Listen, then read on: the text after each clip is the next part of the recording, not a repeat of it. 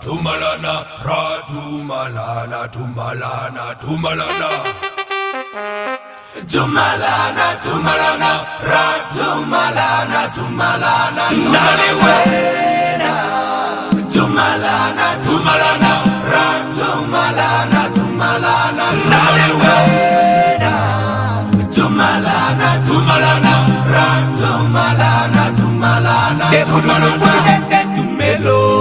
Tumalana, tumalana, ra-tumalana, tumalana, tumalana, tumelo. Tumalana, tumalana, ra-tumalana, tumalana, tumalana. Safumelana, tumelana, safumelana, safumelana.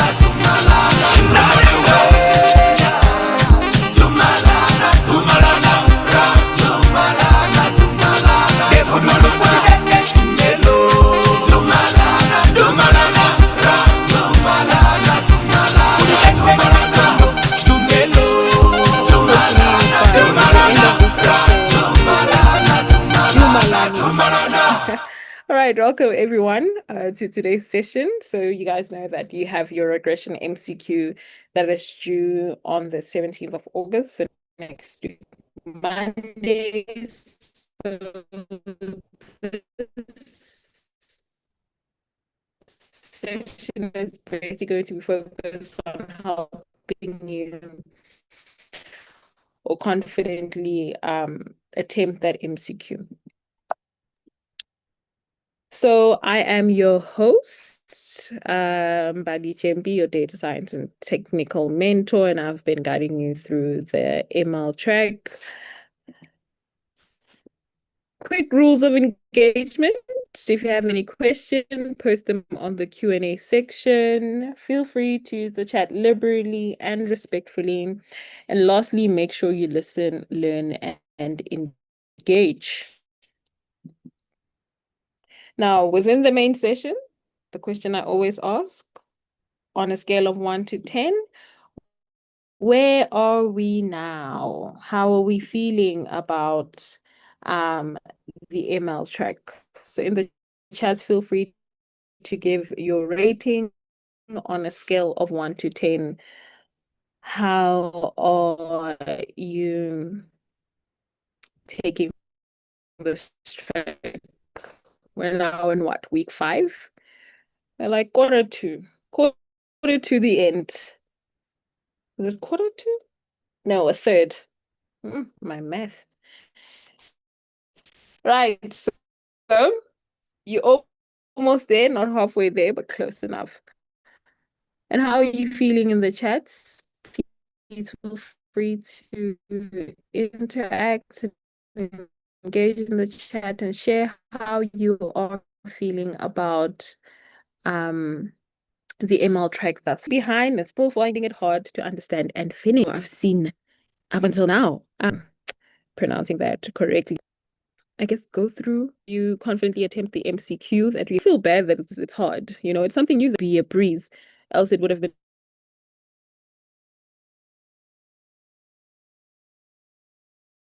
Oh, apologies for that. I don't know why Zoom just kicked me out. So let's get back into it. Okay, hopefully you can still see my screen. Yes, so from the previous chat, don't feel bad that it's hard. It's a new skill that you are learning. It's supposed to be hard, you know. You are developing a new skill. So it's not going to be a breeze and easy and all that. But do take the time and make sure you give your best. Hopefully by the end of the session, at least you will be able to complete the regression MCQ. All right. Is there anyone else who left a rating? Was that it? No? Okay. Right. Well, thank you for your response on that. So as you know, you have your regression MCQ due next week, Monday, and basically we're going to be covering some questions or code that could help you approach those specific questions confidently.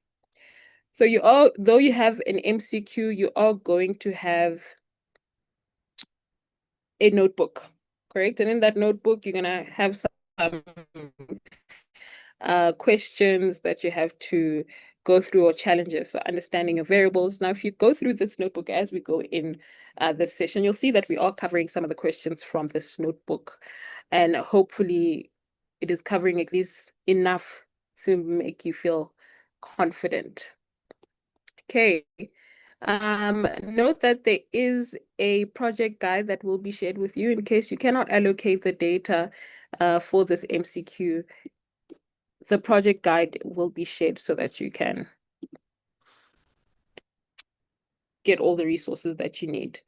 Okay, I'll make sure to show that before the end of the session. Just need to get those logins set. So let's get started. Okay. Where were we? There. Okay. So we're going to be covering some concepts and questions that are similar with your MCQ or the challenge that you'll be facing or attempting. So we have imported our libraries, we have our pandas, we have our stats model. I mean, like we're at the end of regression at this point, and we want to test everything that you have learned up until now. We had your linear regression, you had your multilinear regression, you had your decision trees, and we had our random forest. So hopefully when you're looking at some of the libraries that you see here, they are not new. And if they are, that's okay. Maybe you need to go back and look at your content again. And see what you may have missed. Okay, so let's get started with our data. Oh, I need to invest in a mouse. Okay, so if you want this data, well, this notebook will be shared with you, and everything that we're about to code in will be available fully in the notebook. So once you run that, oh, I haven't run my libraries.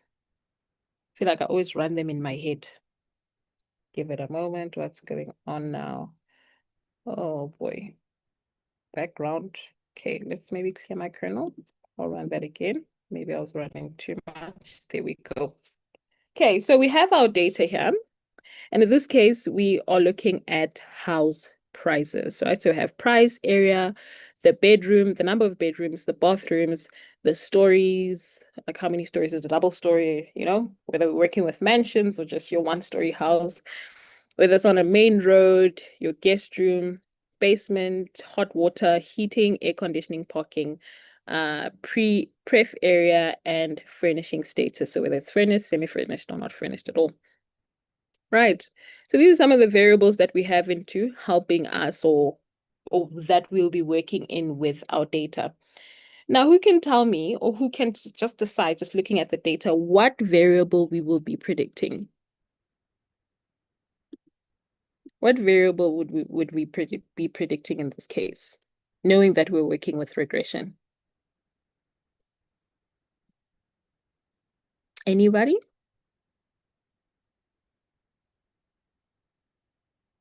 You guys available? Is it just me? Price. Yes, right. We're working with regression, so we're going to be predicting price. Ideally, it's the best problem to solve at this point. We don't necessarily want to predict the number of bedrooms that a house can have. We already have that um from the plan. What do they call that thing? I forgot it. When before you build a house, you're given that plan that architects work on. Okay. So ideally, the variable that we would want to predict is your price.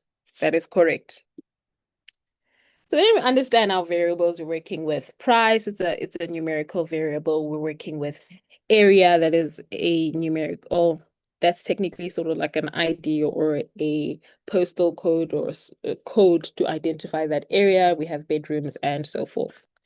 So we want to understand our data. And the first thing in understanding our data is understanding the data types of each of these features or variables. And we know how we're going to approach that is to use our df.info function, right? And we see that we have, okay, integer for price, area. Ideally, price would be a float, but in this case, we have integer. Area is an integer, bedroom, bathroom, stories. And then we have objects, right? So that's when we know that, okay, no, we're not working with numerical values only in our data set, but we're also working with categorical data that we going to help build our model, help with our prediction. But is it feasible or is it ideal to have categorical data when helping us predict or leaving it in categorical form, so leaving it in object form? Is it ideal for us to leave it like that when we're going to be building our regression model? Yes, no, okay. Maybe you guys are like, yeah, no, not necessary, not in this case, at least. So we know that there's something we need to do to our categorical data or some of the features to make it ideal for whatever model we're going to fit these features in. Now, as I stated, there are some questions we're going to be covering that will help you attempt the MCQ. One of them being, where's that first question now? Let's just scroll down. How many predictors do we originally have in our data set, and which of these are categorical in nature? All right. So in that case, how you would approach it is that even though you can use DF shape, okay, so let's run DF shape, we see that we have 545 rows and 13 columns. All right. Now let's look at that question again. What is it asking? How many predictors do we originally have in our data set, and which of these are categorical in nature? Okay, so one, we already see how many predictors we can be using for our model. So how many let's see, where is this? In this section, we'll analyze the predictor variables in our dataset and how they relate to the target variable. How many predictors do we originally have in our dataset, on which of these are categorical in nature? Also, we are hinted in the project that the field ID serves as a unique identifier for each field. Okay, so basically for each of those observations you're going to be working with, it's sort of just like an ID. So will that work as a predictor or not? Will an ID be significant in helping us build our prediction model? Yes, no? No? Anyone? No? You guys here? Will an ID feature or a feature of identification, I guess, extended, will it help us in using it as a independent variable to help us predict our dependent variable?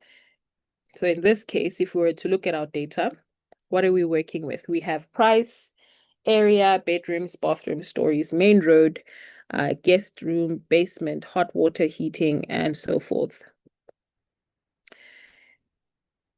Now, in the perfect world, area would contribute to the price of the house. For example, remember last week we were working with tiers, right? Where different cities are of economic hubs. Tier 1 was economic hubs, tier 2 was a developing city, and tier 3 sort of like, what is it? What did we have? Slow developing cities, correct? So in this case, let's just assume that that's not one of maybe features that could help us in the model prediction. If they were to ask you, okay, how many features do we have that will help, or how many predictive features are we going to use in this model, then you can state the length, right? So you can find the length of the columns of our data frame, correct? Then we have 13. But if you know that maybe 2 features are redundant, then you can say maybe -2, and you'll have 11. In that case, or in your example, you have 1. So they ask you to remove 1 feature, and that is your field ID, and therefore you will have 1 minus the number of features that you have.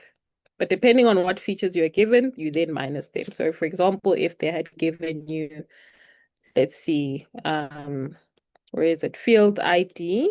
What other features do we have? Give me a second. Let's say pollution level. And they stated that hint, pollution level and field ID serves just as a unique identifier for each field. Then you would have then stated -2 and not -1. Then the question extends as to which of these are categorical in nature. Okay, now as you can see, you have multiple features within this data set. And you don't want to now be going through and counting, and you might even miscount and count from your info df object 1, 2, 3, 4, 5, right? We want to basically help you work with larger data sets, correct? So maybe you could have had 50 features, right? And maybe you'll then go further into selecting features that are of significance. But in the beginning, you want to see how many features you have and which of them are objects and which one they need to be changed into numerical values. So in that case, you can identify that by stating df dot, oh, what is that? df dot selected data types, D types. And we're going to ask you to just include, something that the object data types. What did I do? Probably missed a. DFD types include object, my bad. That is include equal to object. What did I do? Am I not getting my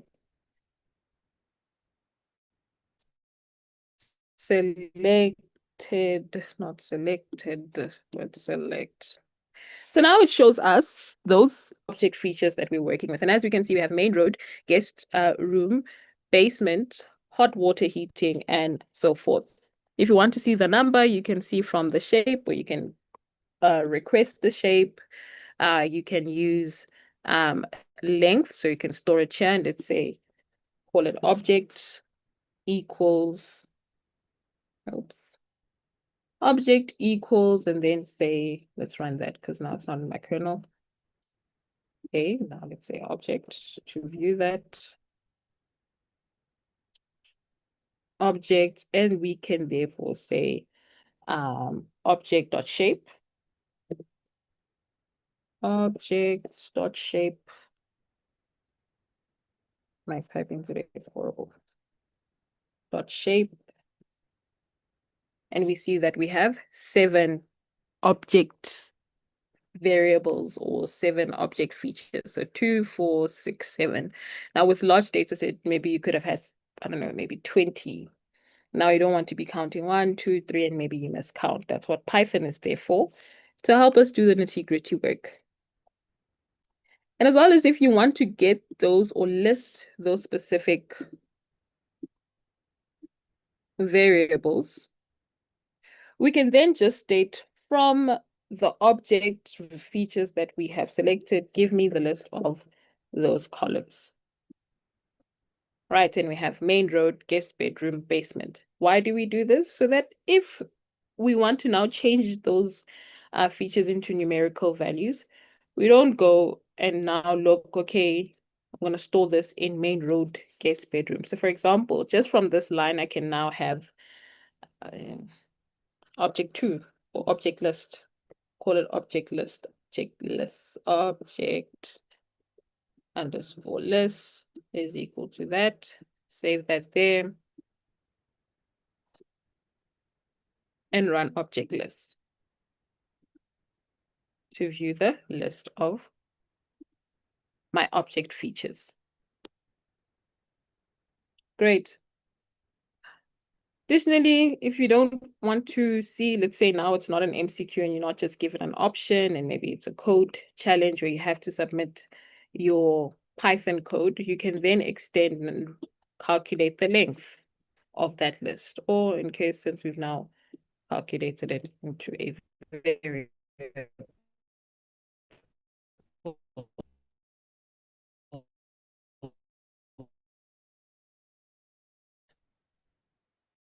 cool.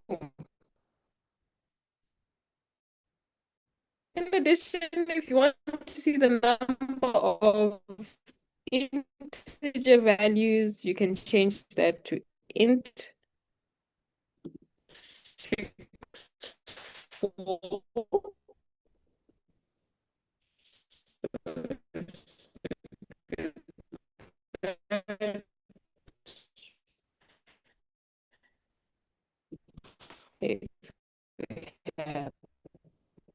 Int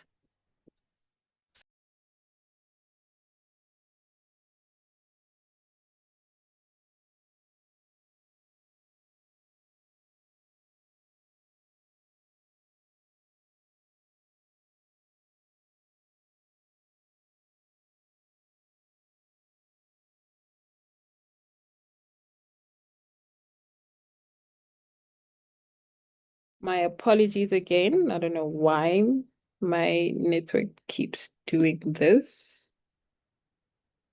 Let me share my screen again. Okay.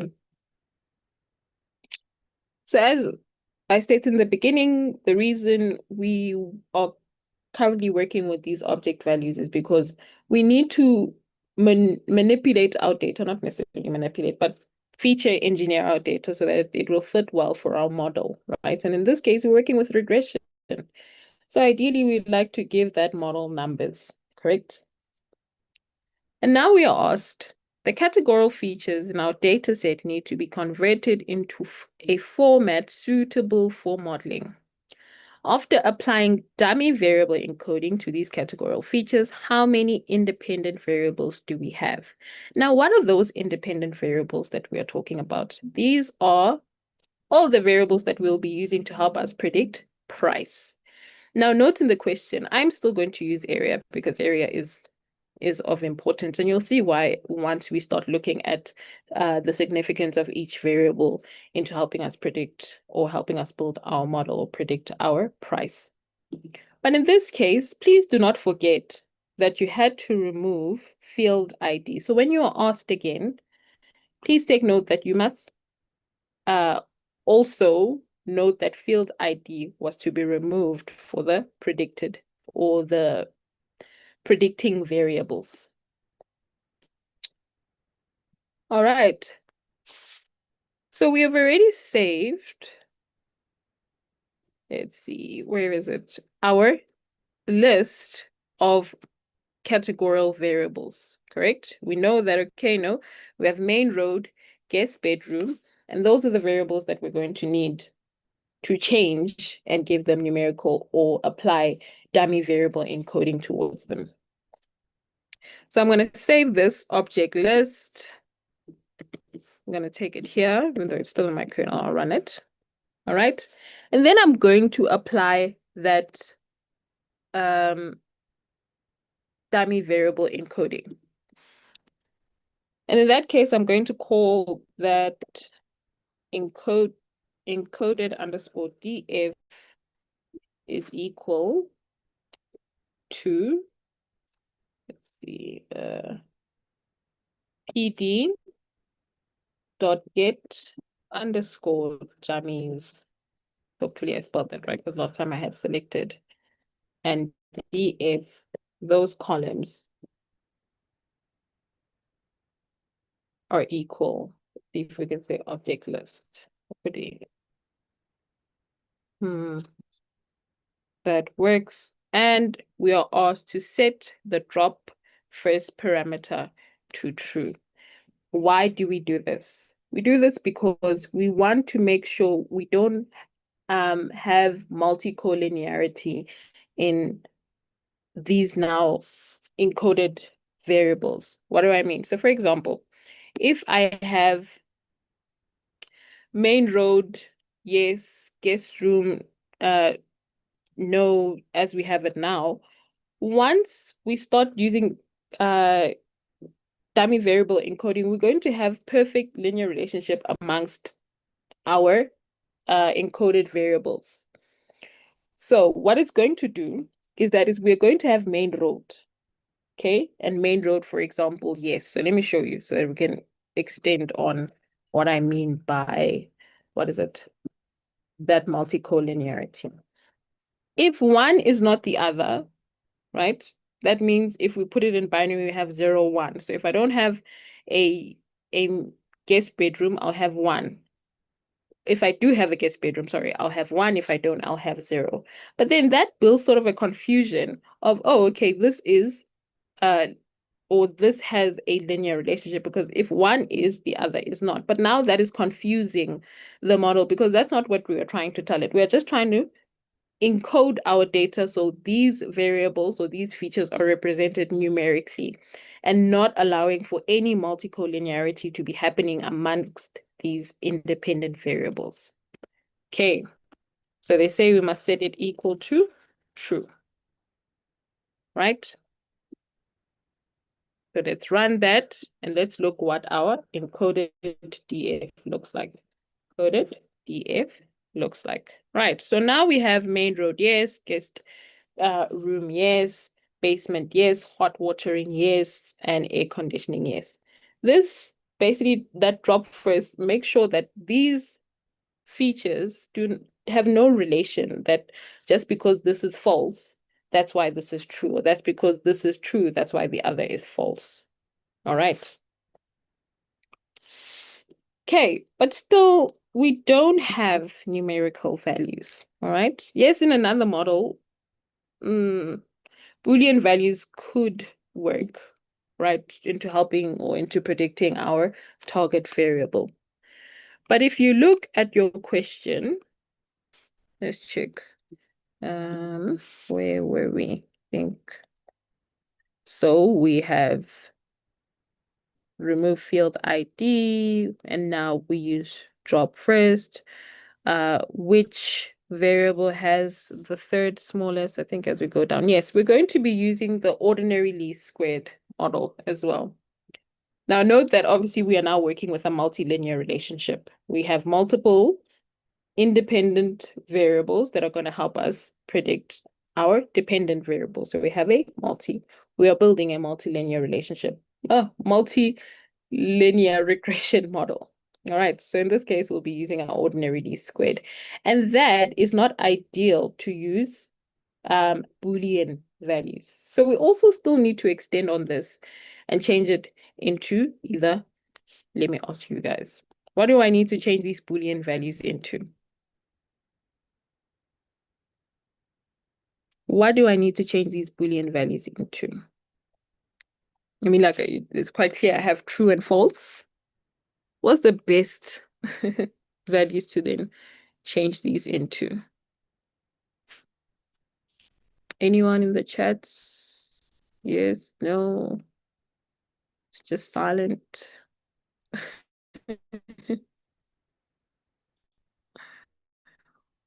No? All right, great. No, still nothing. 1 and 0. Okay, yes, thank you. 1 and 0, and we will do that as we go down. All right, so what was the question? Let's make sure we completed that question. The categorical data. Then we are asked how many independent variables do we have? So then you can use the same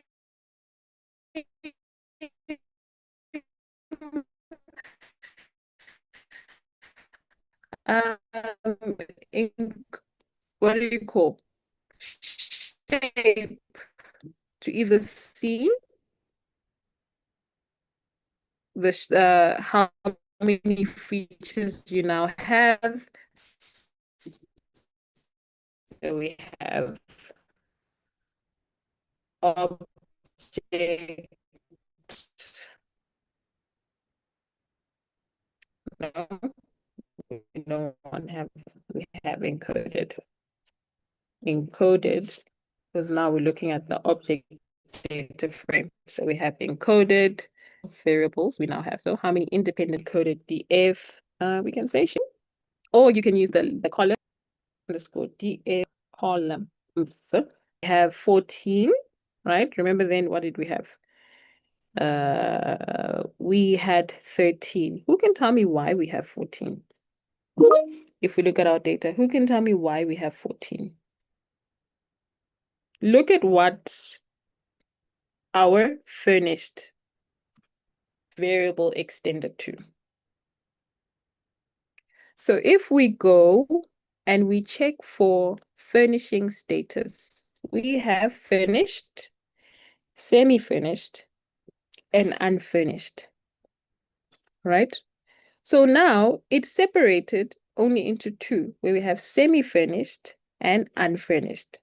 The false of unfinished is obviously now that you are finished, and we already have finished, unfinished, and semi-finished. Does that make sense? So therefore, we had to extend into another variable of unfinished, so then it can take in, instead of having semi-finished, unfinished, and finished. No, we don't want that. All right. Cool. So as stated, we do not want your Boolean values for once we're going to fit our ordinary least squares, correct? So if we look, which of these are our Boolean values? We still have all our variables in our encoded DF. So this encoding was happening in the whole data frame, or the data frame that we're working with. And now if we want to identify the Boolean values that we now need to also change into 0 and 1s as stated in the chat, we're going to use the same line we used when we were changing our, let's see, our object values, right? So we're going to use this guy here. I just want to copy and paste it. But note that the reason I'm not taking DF is because now we're working with the encoded DF. So we're going to say, let's say bool, oh, and we're going to say encoded underscore DF dot. Then we select bool.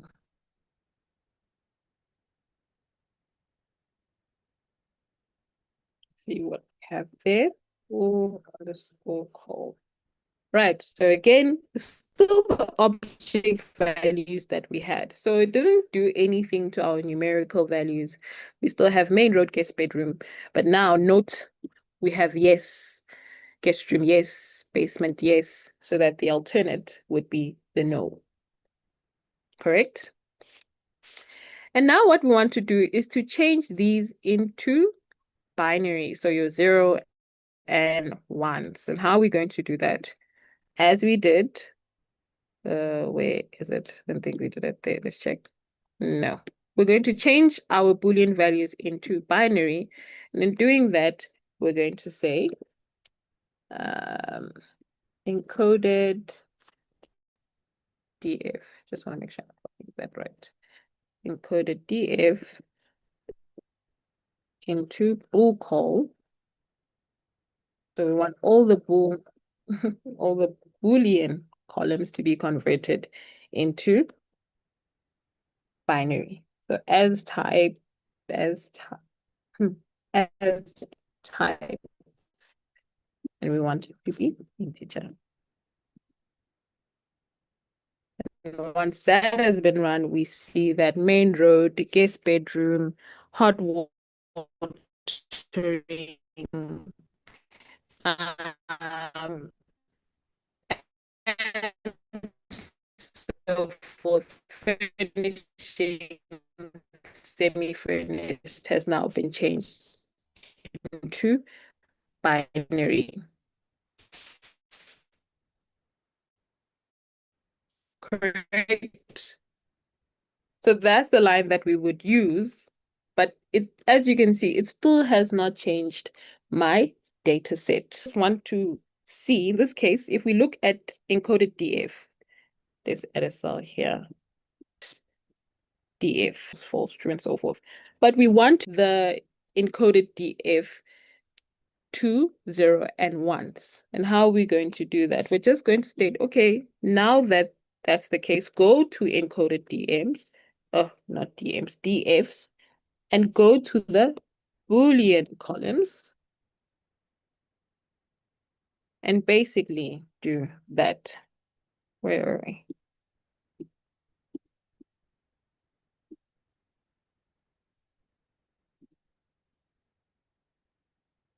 And now let's look at our encoded DF. Encoded DF, and we see that all our Boolean variables, of which that were categorical in the beginning, are now set to binary. I think I should probably put that there.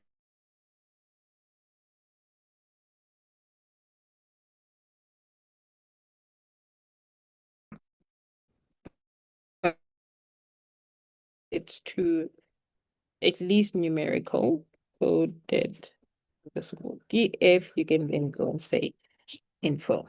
And as you see, everything is now an integer.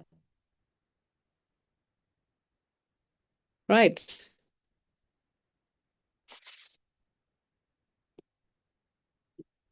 Great. Cool. Let me remove these cells here. Or maybe we'll need them, but clearly we don't. Now what's next? So for our encoded dataset, which variable has the highest absolute correlation with the price? And that is our target variable. That's the variable we're going to be predicting.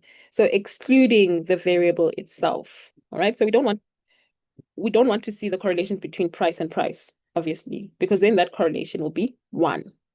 And note that we are told or we are requested to give the absolute correlation, because if we just give correlation and sort it, all the negative correlation values will be at the bottom.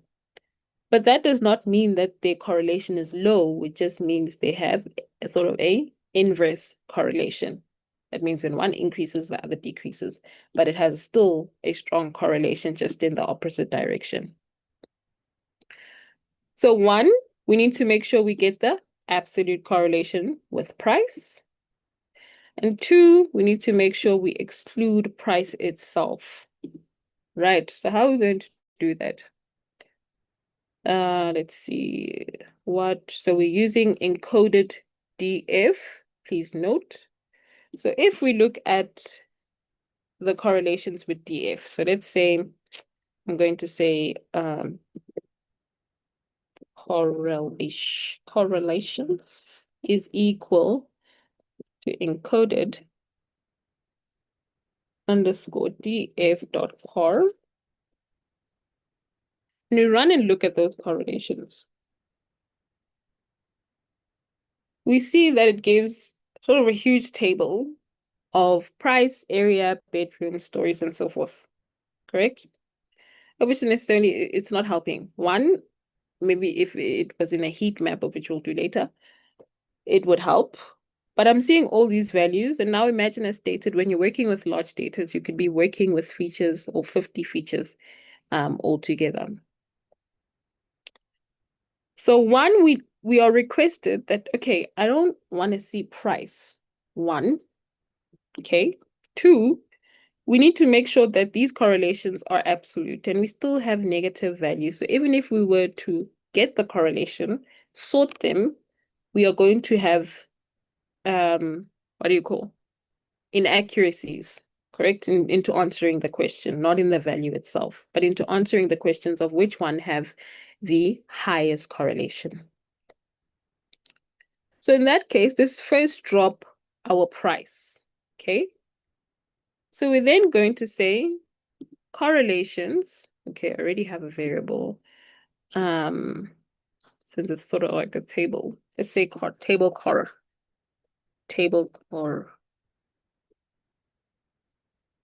All right? And I'm going to say from your correlation table or matrix in this case, correlations, I want to drop price. I'm going to say price with a capital no price. And I'm going to say I want to drop that price.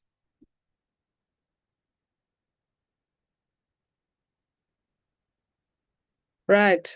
So let's look at table correlation now. Table underscore core. And we have just the correlations in its own without the matrix. We have areas, bedrooms, because now what is it doing? Now it is creating correlations with all the features to price. Hope that makes sense. And dropping price itself, because if we didn't drop price, we're going to have, let's see, we're going to have one. We don't want that one. So let's run that and see. Of which that's not what we want. If they ask you what is the highest correlation, in this case, it would be price, which is one, but that's not correct, right? So we need to drop that price. Oh.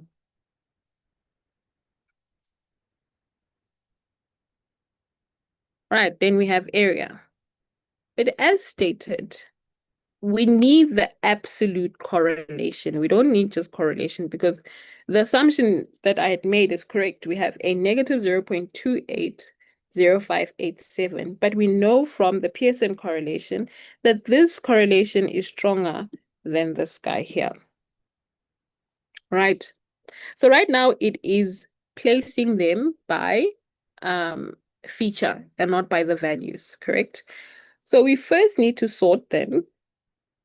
And then we need to make sure that we have the absolute value. So we can go either way. We can get the absolute value and then sort, or you can sort and then absolute values. All right. So let's see what happens when we get the absolute values. So let's say apps, this is horrible coding, by the way. This is not efficient, but I just want you guys to see what is happening in every line of code that we are doing. So let's say apps values. Then we have table underscore core. We look at apps values and we see we have area. What? Oh, I didn't even say apps. We see we have absolute values of each of the features compared to price, right? But it's not sorted, correct? And now we can sort it and we can say sorted apps. Apps. We will then state that we want to sort from highest to lowest, so in descending, correct? So we will have apps values dot sort the values in descending order. Therefore, we must set ascending equal to false. And let's look at what sorted apps looks like. Sorted absolute values looks, oh, what did it do? Apps values. Right. Now we see that furnished. So let's add a cell here and say apps values. What should we say? Table for? Right. So we can see that furnished status unfurnished of negative 0.28, right, is greater than semi-furnished. So now this has been sorted from highest to lowest. And as we see, we have unfurnished of 0.28 having a stronger correlation than semi-furnished. Are we good? Yes. The chats, are you guys there? We're still on the right track. Remember, we're building a multilinear relationship, so we need to understand the features that we're working with and how strong they are against our target variable. So in the chats, yes, are we good? Are we still here? Are we still alive? Still walking through, no questions? Don't see anything at that point. All right. Cool. So now suppose we wish to determine which of the predictors in our data set are statistically significant. Yeah, let me remove that. Are statistically significant basically for predicting price, right? So how significant are each of these features here? Well, not those ones, but these ones, into helping us predict price, right? So in this case, we need to look at p-values, right? And we know that we already adjusted our data set to work for ordinary least squares, and ordinary least squares is the one that's going to give us our data set. Oh, not our data set, our p-values, right? Yes, no, if we remember from multilinear regression, we worked with ordinary least squares, and we know that that guy there is going to give me my p-values, right? But I must note that those p-values that have statistical significance into helping us predict price must have a p-value that is less than 0.05, right? That is your alpha. Now, it can range depending on the analysis that you want to do, but the lower the p-value, the better. Correct? So we just want to check if we're still here. All right. So we're going to get our, I guess, independent variables, right? And what did we have there? Those were, where were we? I think it was object list. No, not the object list. Yeah. Okay, object list is just going to give me categories. So we're technically going to use this line here. I don't want to type the whole thing again. My bad. Where is it now? Where we drop the price. Okay, I can't find it now. Okay, I guess I'll just have to type it then. So we're going to say independent, or our, let's call it our X, right? Those are our X values, right? Those are our predicting values that we have, correct? In this case, the one you would be using, remember, would take out field ID. I think I need to remind you on that. So that would be from our data. Let's look if encoded is still okay. Coded, other than coded DF. Coded DF. Are we still good? Do we have? Yes, everything is still set. Right. So what do I want? But encoded DF still has price. I'm going to set X, that is my independent variable, to have just the features, right? So all those categorical features that we have changed into binary, and we're going to use also the numerical features as well to help us predict price. And how we're going to do that, we're just going to say from the encoded DF, drop your price column. So drop,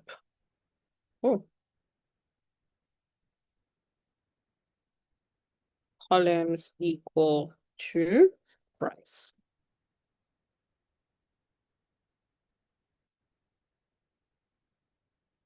And technically, those columns will then be my X value.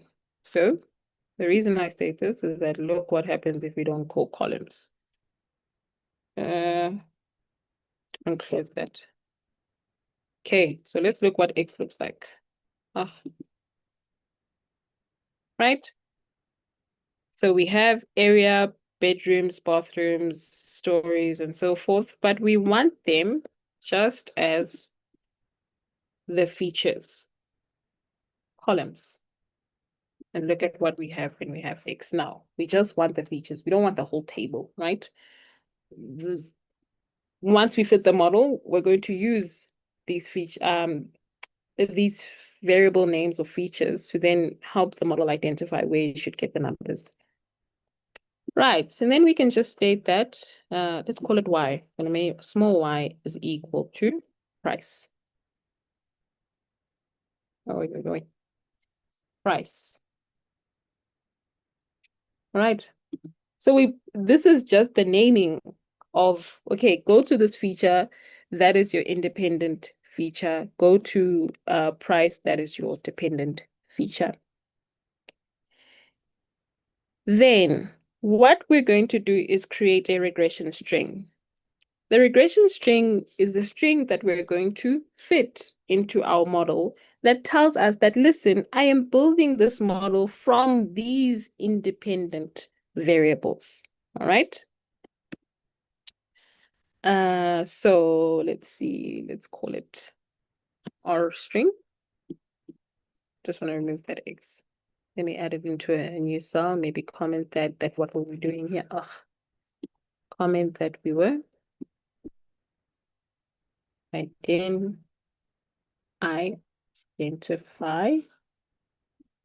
independent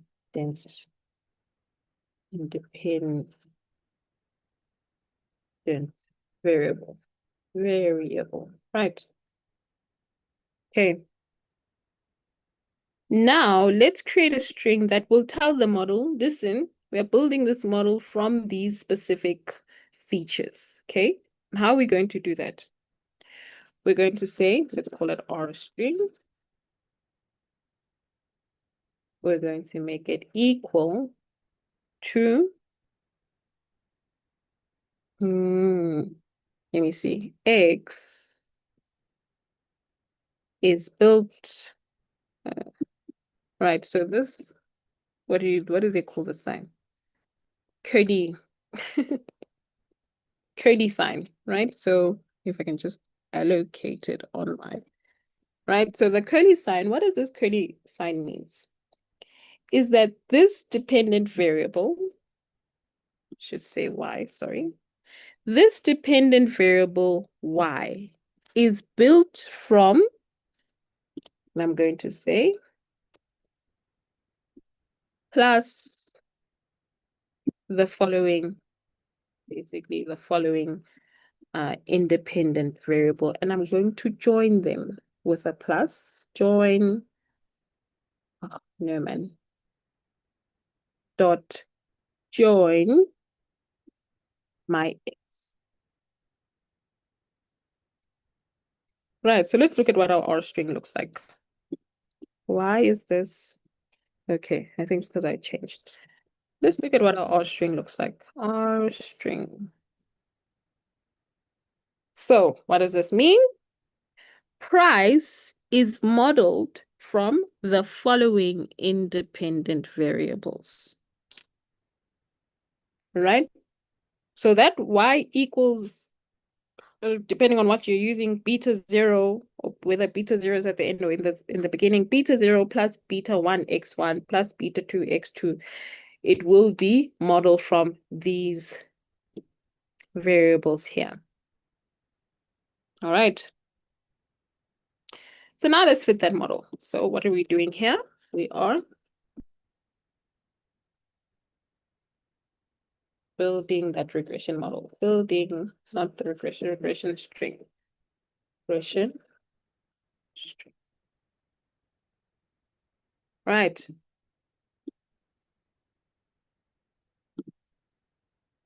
Now let's construct our model. So we know what our independent variable is. We know our dependent variable is price. We have constructed our regression string. This is basically the sentence we are telling the ordinary least squared model that, listen, we have dependent variable price, or what we want to predict is price, and this is what it will be, or these are the variables we'll be using to predict the specific dependent variable price. Therefore, we will say model is equal to SMF. So that's the library we imported there, the stats model. As you see, the question, it asks, where is it? Where are we? Here. Where are we? So we found, oh, we're still working on our p-values, imagine. Okay, but it was just explaining to you guys how you can get the specific features extracted so you can fit into the ordinary least squared, so we can find the p-value and see which one is statistically significant, in case you have forgotten why we are here. Right, and we're going to say the formula, or that linear formula, is equal to this R string using what data? The encoded DF.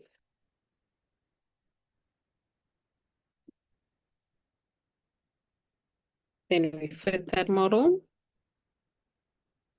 Let me say it fitted is equal to model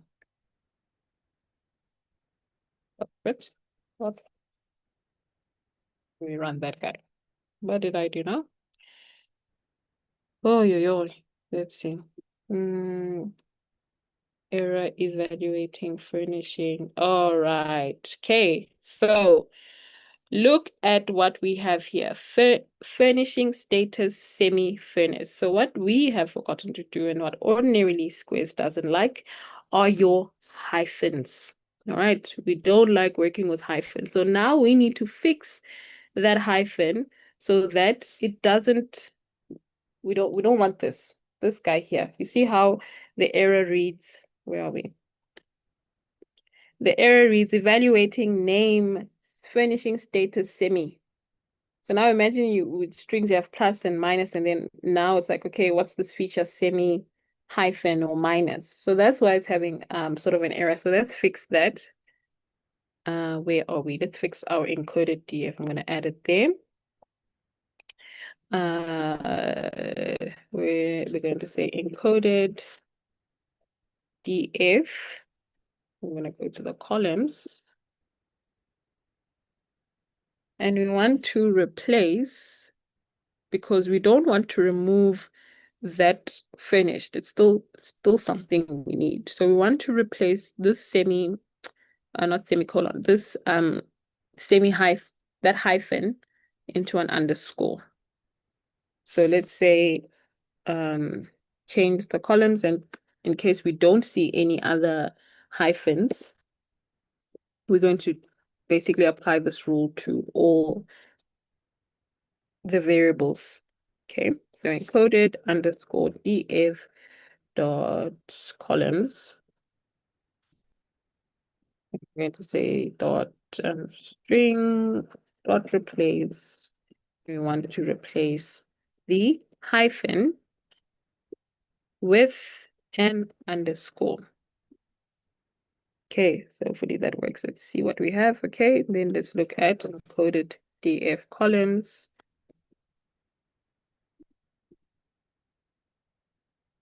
And we now have semi-furnished. So let's run that again. So we're going to have to run that X, our R string, run the model, and there we have it. We have fitted our model.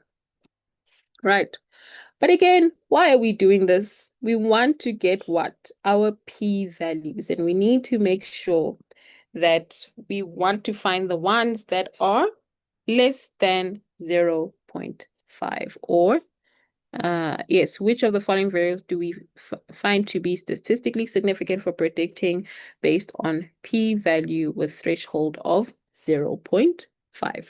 Right, so we've fitted the model. Now we want to access, where were we? The p-values.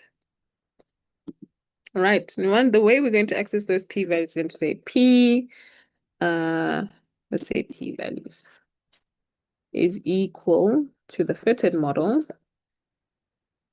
and give me your p-values. Dot p-values. Where is it? The p-values? I don't think that's the one. Let's see. No. P-values. Series object not series object is not callable. What's happening now? Fitted, did I spell fitted right? P-values, significant. Num num num num. Give me a moment. No, man, I'm creating this into series. Okay, there we go. So we therefore have p underscore values. And we have our p-value. So the significance of those p, so we just have the p-values at this point. We haven't given the threshold of 0.5. So these are the p-values of the significance of the intercept, the area, the bedrooms, the bathrooms, the stories, and so forth. Okay. But what we want to find is p-values that are less than 0.5, correct? So cool, we got our p-values. We know that our model is fitted, we see our p-values, but now we want only the ones that are less than 0.5. Okay, so let's see if we have p values, and we're going to say with the from p-values that we have, we want the p-values that are less than 0.05, right? Because then we know those are the ones that are statistically significant. Correct. Once we run that, we see we have area, bathrooms. So intercept is not there anymore. We still have stories. We don't have bedrooms and so forth. So as you can see, it has been filtered because we do not have all our features anymore. All right. But this doesn't help, correct? We want to have the features. What does it say? Yeah.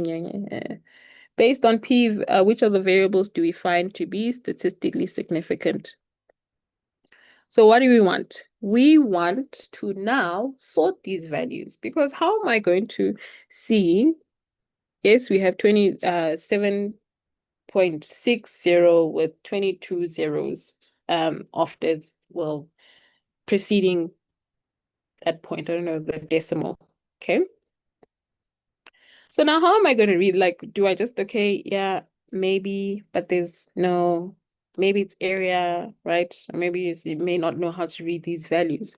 So we need to sort them from the lowest to the highest p-value, because the lower the p-value, the more statistically significant you are into helping or into predicting the price, all right? So let's store this and say, or rather we can just say dot sort values, right? And it's sorted. So now we have area. So if we look up, we add a cell there so we can compare p-values. Is that the same? Okay, yes. No, those aren't the ones that have been threshold. So if we just have this, then we have ones that have the threshold, right? So these are the ones that have the threshold. And then we sort them from smallest to largest. So we don't need to say ascending true, because by default, ascending is true unless stated otherwise.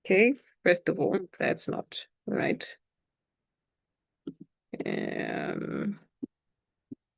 Okay, so let's see. And then we have figure where we have to set the size. Let's see, fig.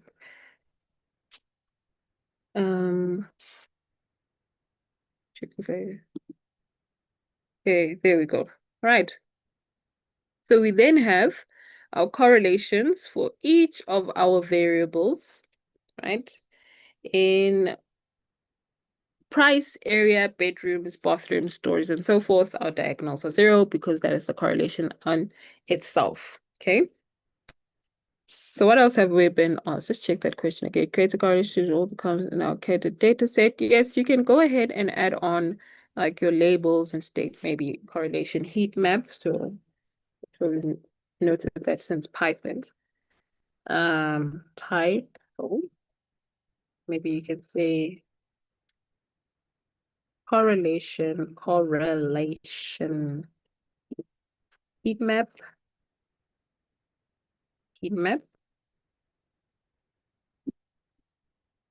And then well, we don't have to have dot show, but dot show,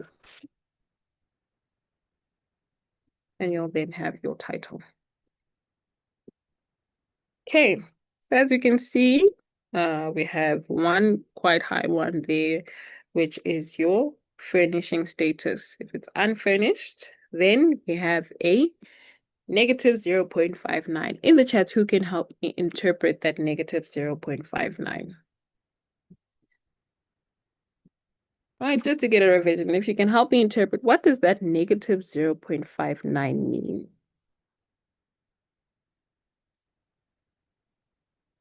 So furnishings, oh, that's, no man, my bad, looking at the wrong feature. Where's furnishing?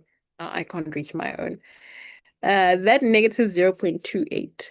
So I have furnishing status to unfurnished to price. Remember, our target variable is price. So what we want to look at is how each of these features affect price. So we see area is quite high at 0.54, bedroom is 0.54, stories is 0.42. Not too bad, but not great. So who can tell me specifically, I want the one of negative. So suppose we had negative 0.59 here. Who can help me interpret that? What does that mean? If furnishing status, or having an unfurnished house has a negative 0.59, this is just an example, a negative 0.59 correlation compared to price. Who can help me interpret that in the chat?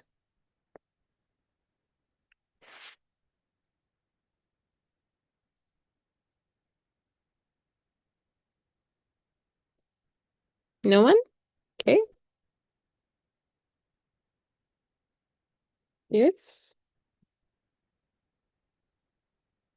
It means that the price is always decreasing as the finisher is not complete. Yes. That is correct, right? I thought of it, of how it would be set out. The price decreases with finishing status. So unfurnished equals low price. Yes. Yes, that is a good way to put it, right? So unfurnished equals low price. Furnished would then have a high price. Price high equals furniture complete. Yes. So Gabriel, using that theory, if they say, okay, I'll give you like a couch and a television and a fridge. Price low equals furniture incomplete. Yes, that is correct. That is true. Right. Now they ask which of the following independent variables have a strong correlation with one another. Right? Note, they're not saying with price. They're saying which one have a strong correlation with one and excuse me, with one another. All right. So let's see. Do we have a threshold for the correlation? No, we don't have a threshold of which one would be. But we know that, okay, if you're greater than 0.5, you're strong. If you're less than 0.5, then you're not that strong. Okay, but note that they are saying the correlation with one another, not just with price. Okay, we can see here which one is strong based on color coordination. But now they're asking which of these variables have a strong correlation with one another. So compare to we can still read it here, but there's a lot of numbers to read. You have price, not so price to parking, and maybe stories to furnishing status. So we want to check which of these variables have a strong correlation with one another. And who can tell me why we are checking that? What are some of the rules we need to check when we're working with a linear relationship, linear regression or multilinear regression model? What are one of the conditions we need to check? So why are we checking that? Which are the independent variables? Note independent variables. So we don't want price, right? We don't want price in our checking our correlation. Yes, no. Okay, so let's say call encoded underscore df, and we're gonna say, oh, I want to actually drop it. Let's call encoded coded 2 is equal.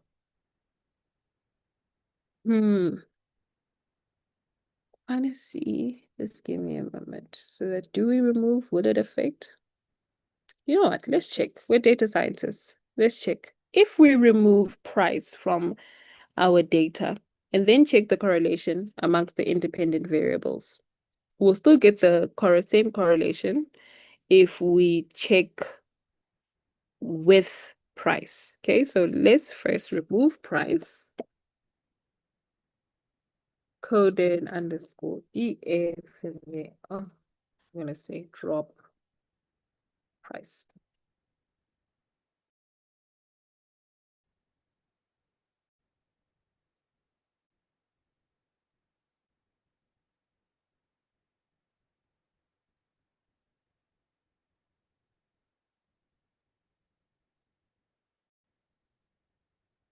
What's happening? What do I do? Price not found in axis. That's why coded underscore DF. So now I found in axis. Let's see. Coded dead underscore 2 is equal to dot drop price. Now let's spell price right. What's happening now?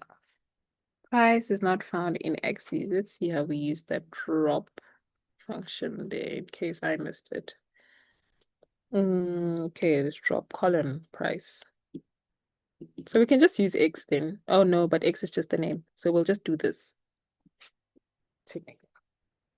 And where are we? We are at encoded 2. We're gonna say drop column price. Right. So therefore we have encoded 2. Right. So let's check what the relationship amongst these independent variable is to each of them without having price there. I'm sure it's not going to change.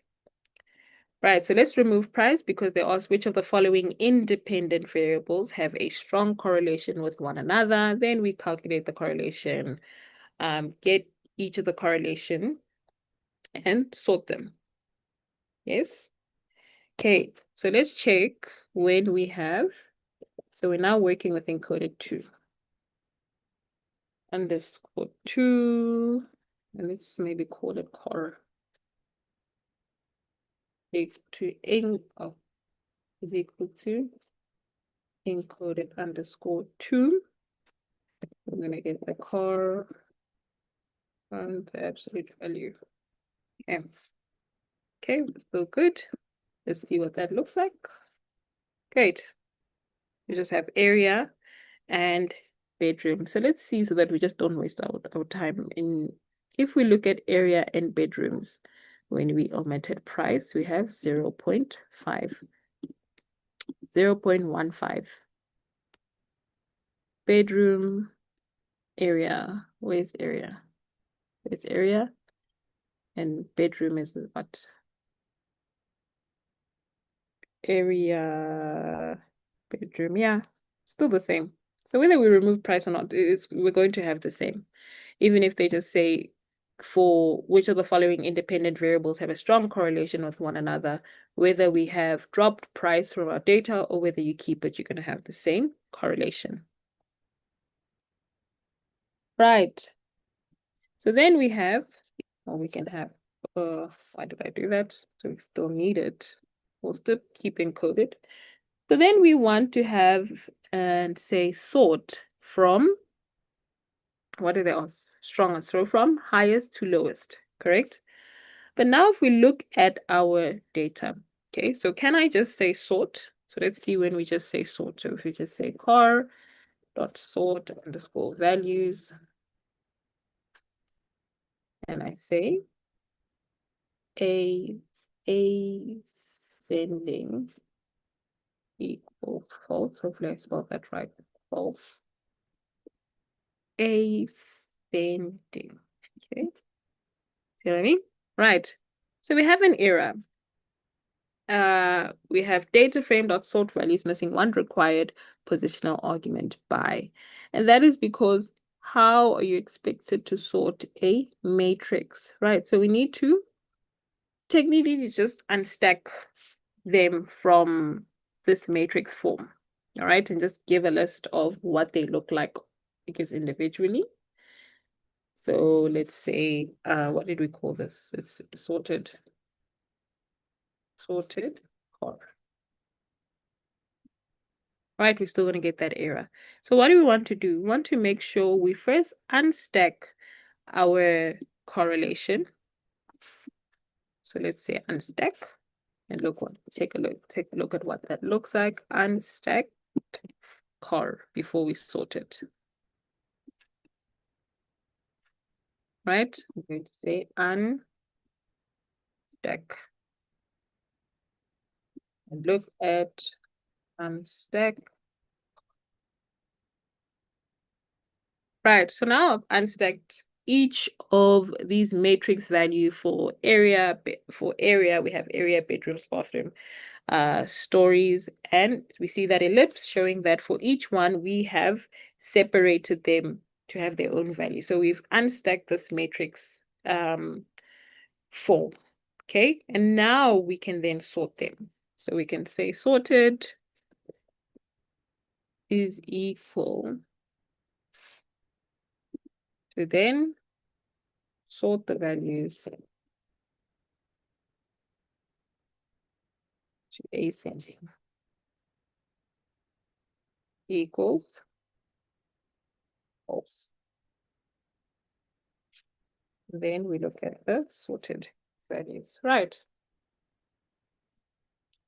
So we have area to area, okay. But now, oh, so many things need to be done.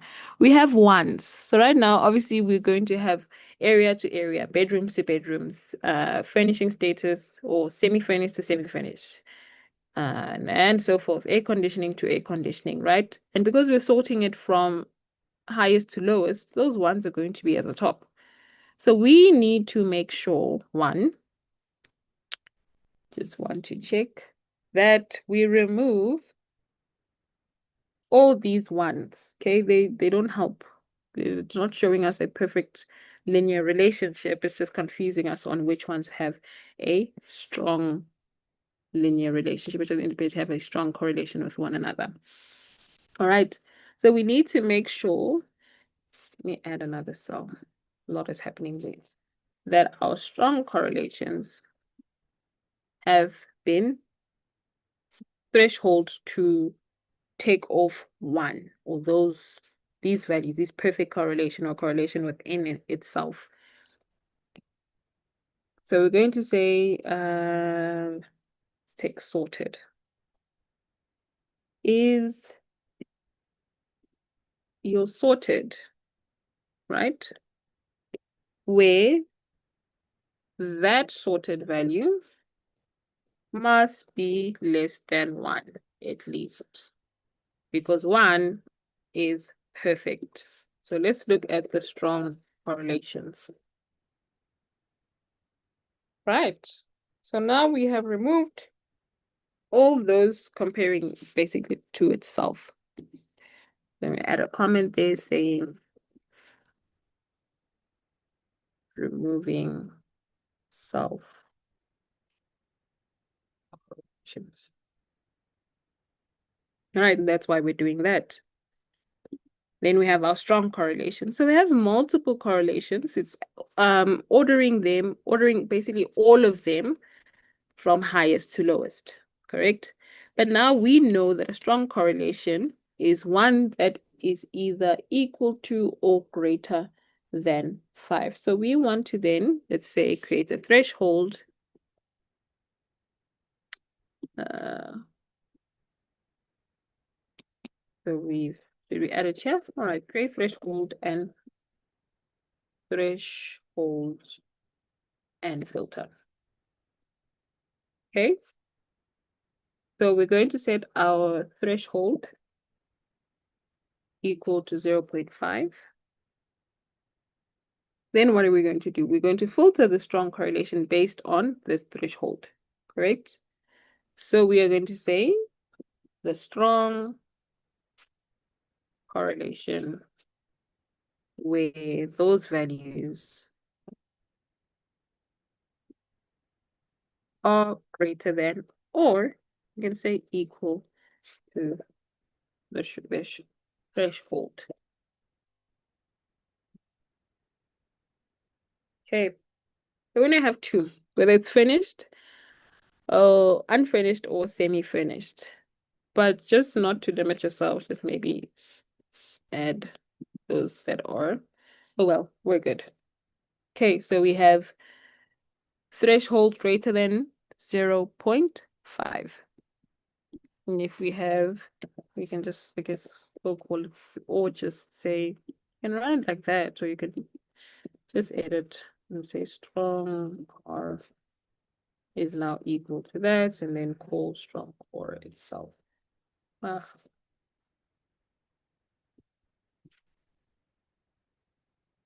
Okay, and we see which ones have a strong correlation. Okay.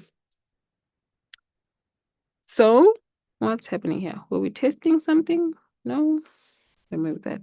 Now that we have analyzed our variables, let's fit an ordinary least squared regression model using stats model formula API and then print the model summary. So we technically have done that. I can just, where's that? Where did we get those p-values? Here, okay? So again, since we already have fitted the model in this case, well, if they ask you for the code, you maybe want to write everything down. Let me do that. Put everything into one cell. Do we need that? We don't need that. Okay, then we fit the model and we run it. Okay, so we can do the same there. So I'm just going to copy that. We'll cut it because I just wanted to take everything at once. And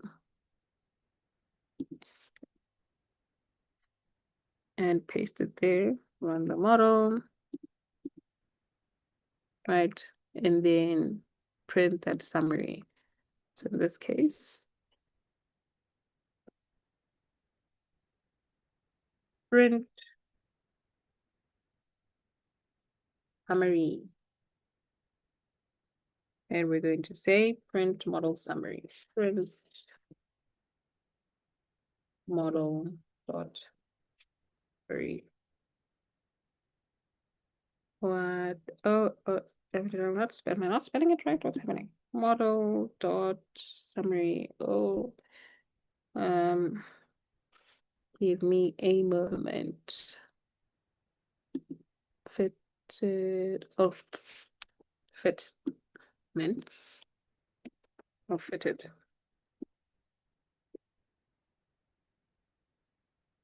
Dot summary. Therefore, we have our summary. Right.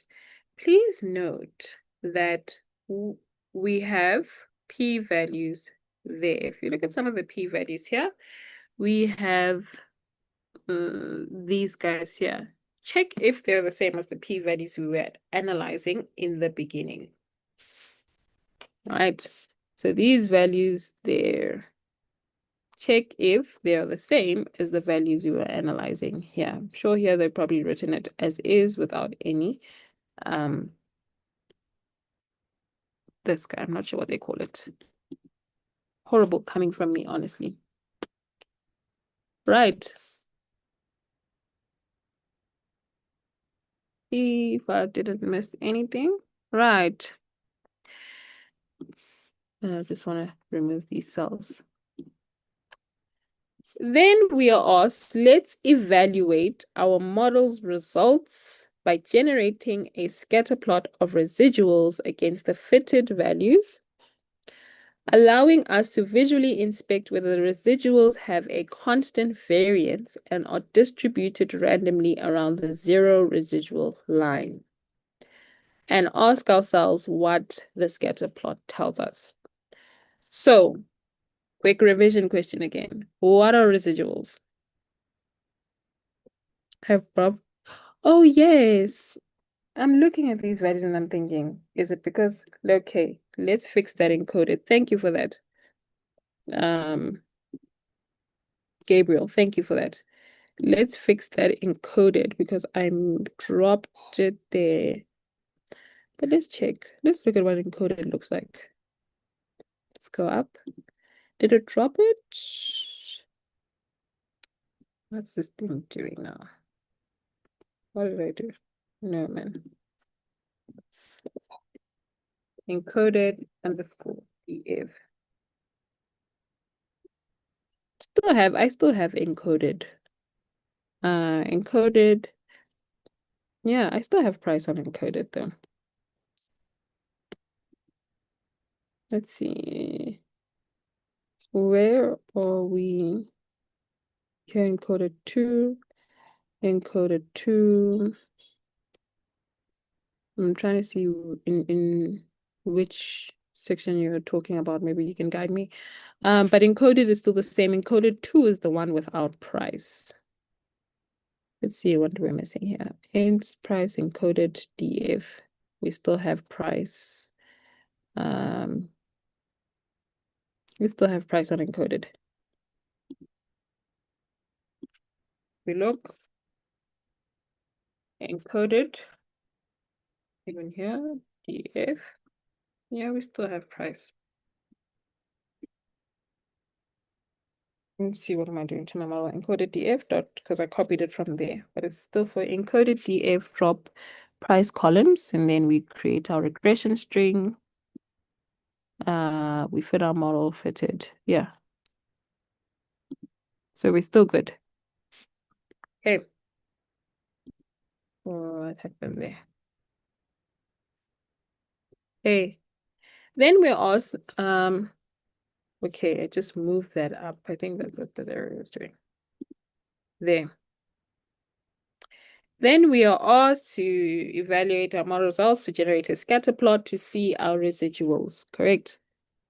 So those residuals, what are they? What are our residuals?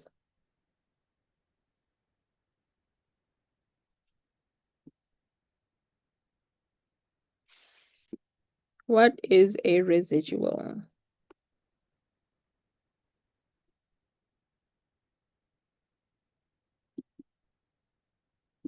Anybody? No one wants to share what a residual is? The errors in distance from the point to the line of best fit. Yes. But in predictive, error. Yes, error. An error is how well basically did we predict the values? So the fitted values against the actual values. Right. So let's get those residuals. Yeah. Let me remove these chats. So let's get the residuals. And we're going to say fitted dot residge, right? Then we want them in our scatter plot. So we want to plot that. We're going to have where's that plot? So I can just get probably there. I don't get that wrong again because I missed the figure size.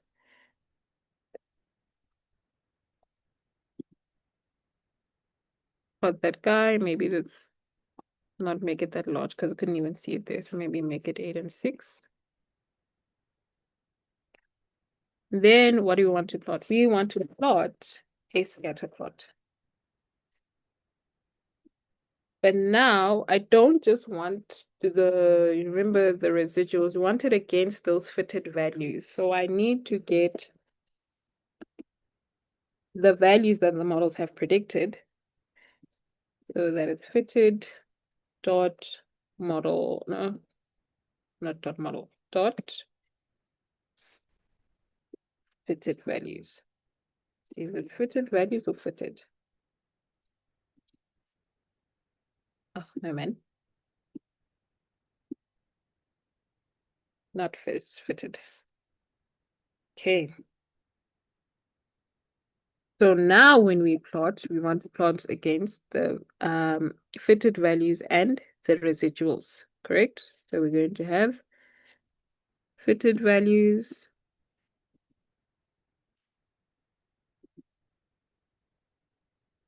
and our spelling of residuals, my word. Residuals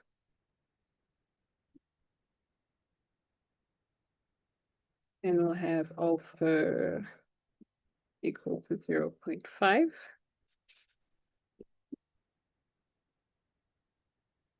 Why have I think I did some thought scattered. We thank Python for color coding because we really need to see if we're using a function or not. Right? So let's run that and see what it looks like. Okay. So we see that this is now the visual of our residuals. But where do we ideally want our residuals to be? What value do we want our residuals to be?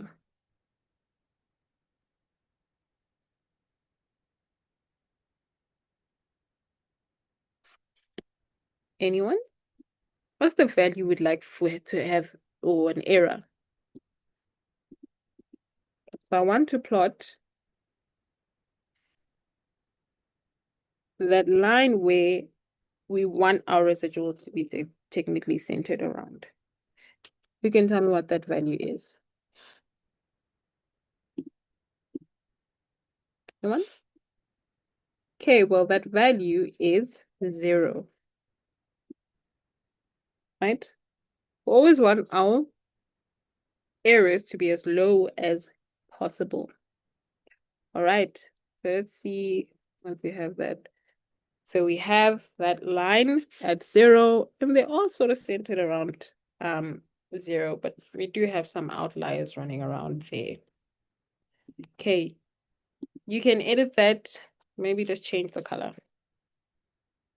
The color is equal to, so you can see it clearly, right? So you can see they're all sort of fitted around your 0 or centered around your 0. Okay. Then you can edit it and add your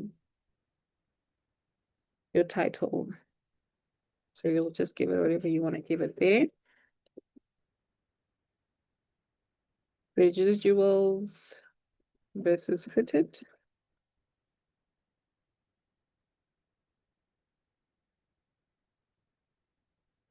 And we can also have the Y label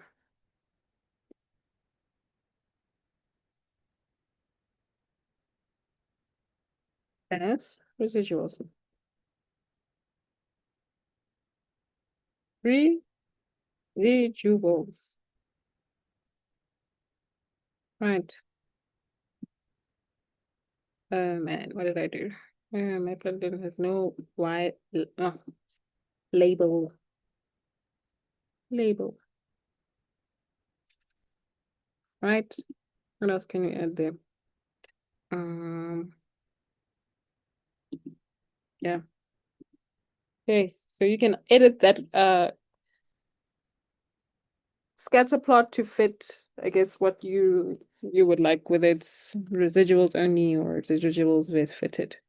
Okay, going to close it off here because I quickly just want to show you the project guide and how you can approach the MCQ using the project guide. So just give me a moment while I get that document. It is shared with the slides. So once you get the slides, you'll get the notebook and the project guide. Because we don't have much time left. All right. It also gives you the data. So just give me a moment as I share.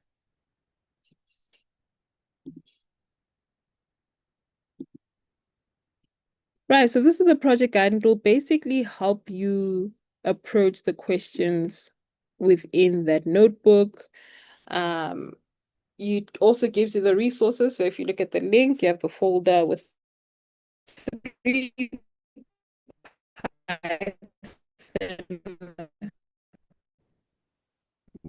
modules and the database for Machine.com. Okay, gives you basic instructions on how to approach the question and some of the files you'll need and how to um, make sure that you have everything that you need to make sure. I've been saying make sure. To make sure that you need everything or you have everything to help you approach the MCQ and some of the challenges. In this session and the notebook that I have shared, I've given you examples of questions that we have covered or that are in your MCQ that we have.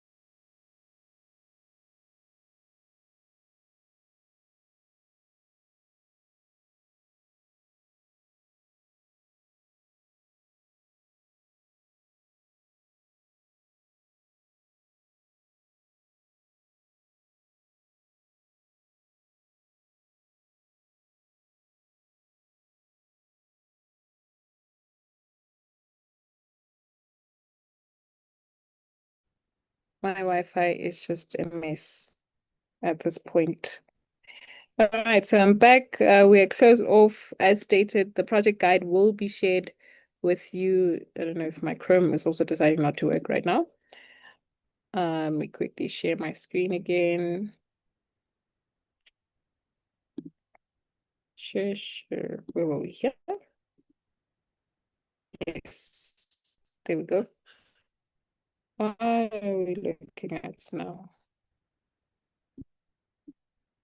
Let's just remove that guy. So you have your project guide. It gives you the resources, gives you some of the or approaches of some of the data that you will find in some of these folders here. Please do follow it. So in case you miss something maybe in the session, but the notebook again will be shared with you guys. All right. See if you guys have any questions in the Q&A. While we wait for those questions, I'm going to host a poll. Please make sure you complete that poll. Let's see where.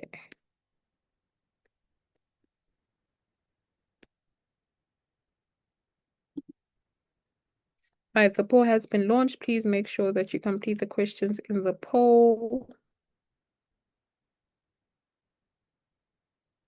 Is my network I froze it again?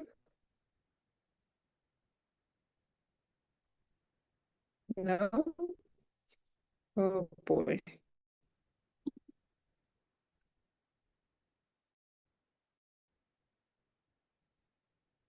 What a day. Well, at least the nitty-gritty is over. It's just now the admin process. I don't know why my Q&A we have a question. Where will I get the notebook used in this class? So on eHub, Gabriel.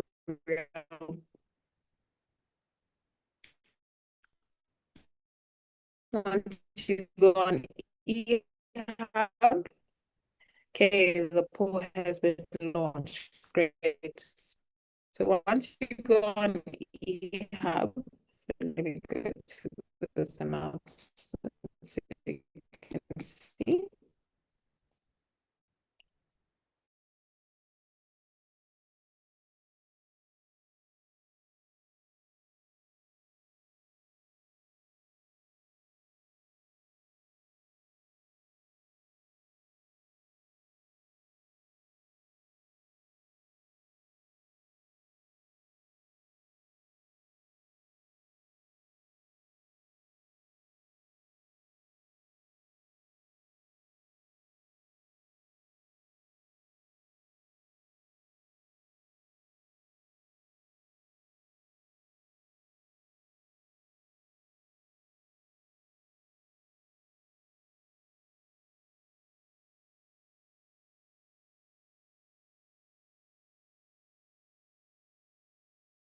Hey, back again.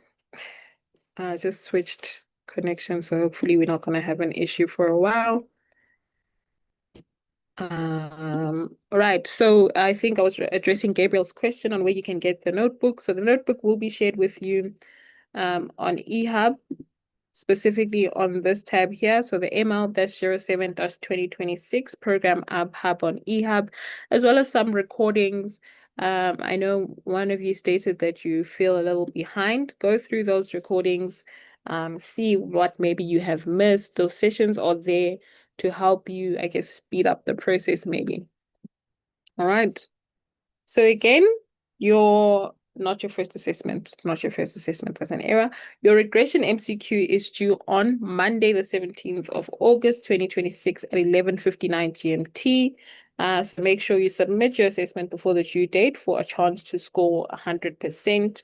And the recordings of the session will be posted on eHub under this tab of ML07 2026 Program Hub. Thanks again for coming. I will see you guys next week, and I wish you all the best with your assessment and have a great weekend. Cheers.